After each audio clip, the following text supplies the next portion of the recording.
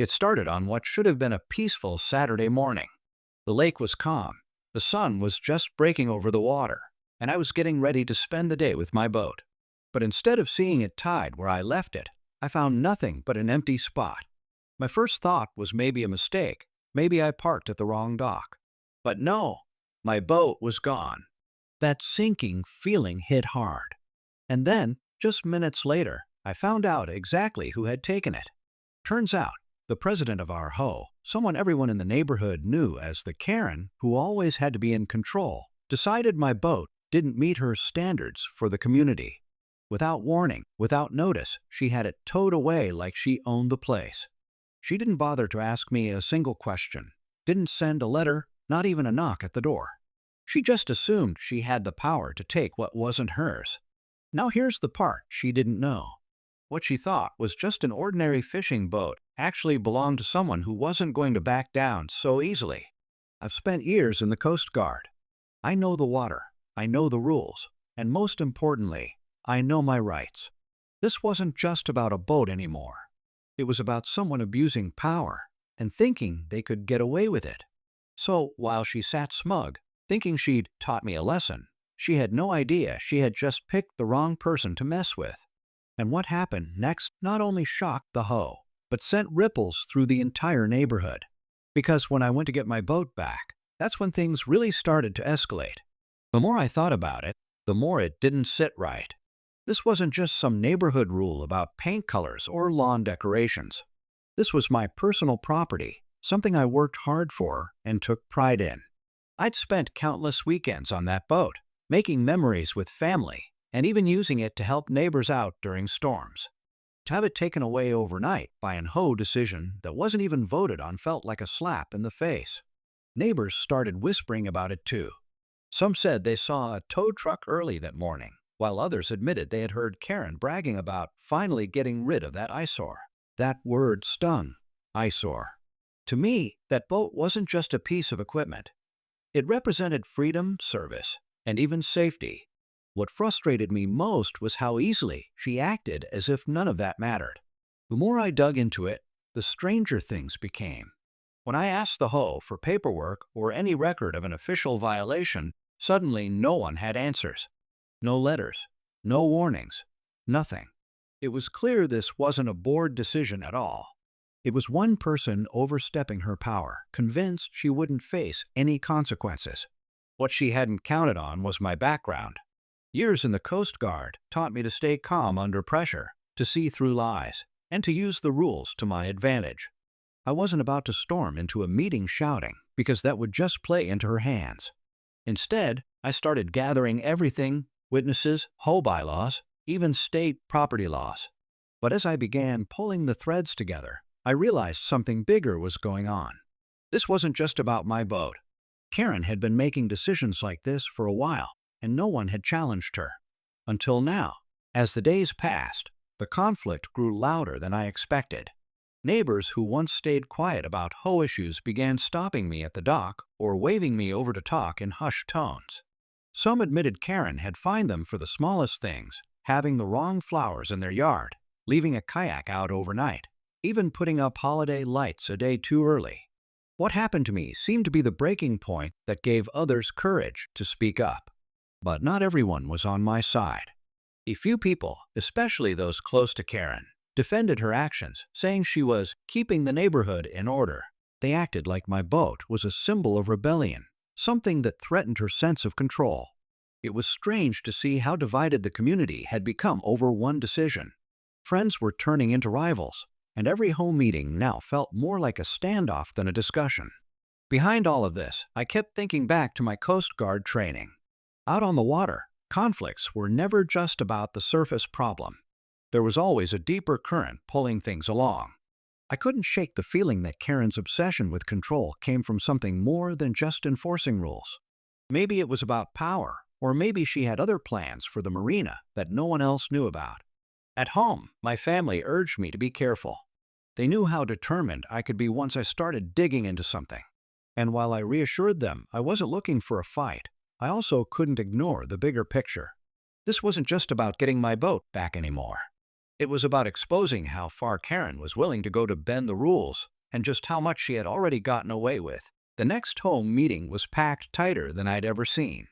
Word had spread about my boat, and it seemed like the whole neighborhood showed up just to see what would happen. People stood in the back, whispering to each other, while Karen sat at the front table with her usual smug expression, papers stacked neatly in front of her like she was preparing for battle. The tension in that room was so thick you could almost hear it in the silence before the meeting began. I kept my cool, but inside my heart was pounding.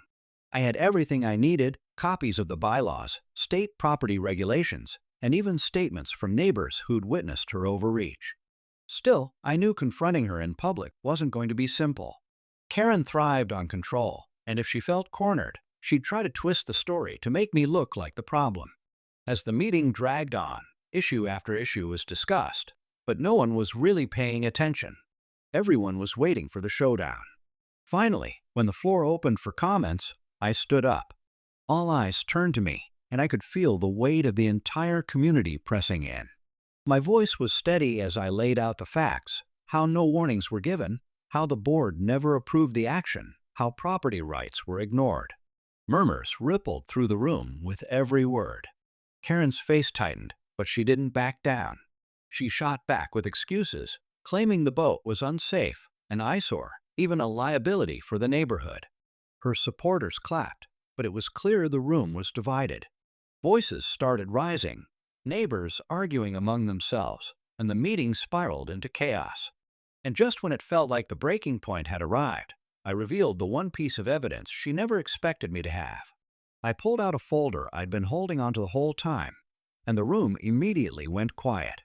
Inside were not just the HOA bylaws, but financial records I had requested weeks earlier. At first glance, they looked normal: meeting notes, expense reports, maintenance fees.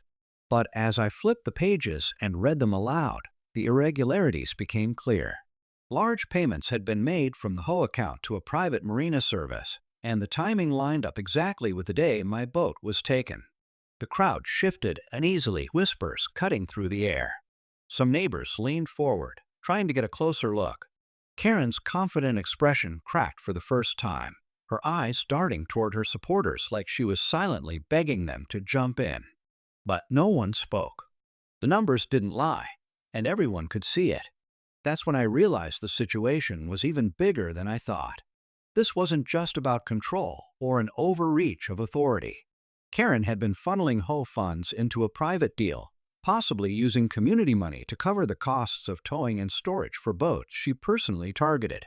My case wasn't the first. It was just the one that finally exposed the pattern. The tension in the room escalated fast. Neighbors who had defended her only minutes earlier now looked uneasy, some even angry. People began demanding answers, shouting over each other as the meeting spun out of control. Karen slammed her gavel, insisting everything was authorized, but her voice wavered. For the first time, she wasn't the one in charge. I stood there, letting the noise build around me, knowing this was the turning point. What started with my boat had grown into something far larger, an HOA scandal that was about to erupt wide open. The shouting in the room reached a boiling point. Neighbors who had been silent for months were finally speaking up, accusing Karen of abusing her position and demanding answers about where their HOA dues had really gone. Papers waved in the air, voices overlapped, and for the first time, Karen was no longer in control of the narrative. She tried to gavel the room back into silence, but no one was listening anymore. The truth was out, and the community wasn't going to let it slide. I stepped forward and finished what I had started. Calmly, I explained how the Coast Guard taught me that accountability is the foundation of trust, whether on the water or in a community. Karen's actions weren't just a mistake, they were a betrayal of that trust. By the time I sat down, the room was buzzing with one clear demand: a vote of no confidence in her leadership. Hands shot up across the room, one after another, until it was undeniable. Karen was officially removed as HOA president right then and there. The relief was almost immediate. People clapped, some even cheered, but the tension wasn't gone completely. As the crowd began to settle, I received a text from a neighbor who hadn't attended the meeting. Attached was a photo, my boat, sitting at a private dock miles away, chained and locked. It wasn't in storage like Karen claimed. She had been using it for herself. That revelation stunned me. Just when I thought the conflict was over, the twist hit harder than anything else. It wasn't just about fines or power. It was personal greed. The hose scandal had been exposed, but now a bigger question loomed. How far had Karen really gone? And what else had she been hiding from all of us? The photo of my boat locked at that private dock was the final piece that tied everything together. With proof in hand, the HOA board moved quickly. Within days, they arranged for my boat to be returned to me, and they launched a formal investigation into Karen's use of community funds.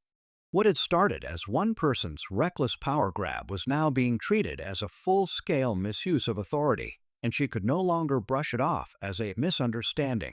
Neighbors who once defended her turned away, realizing they had been deceived just like the rest of us.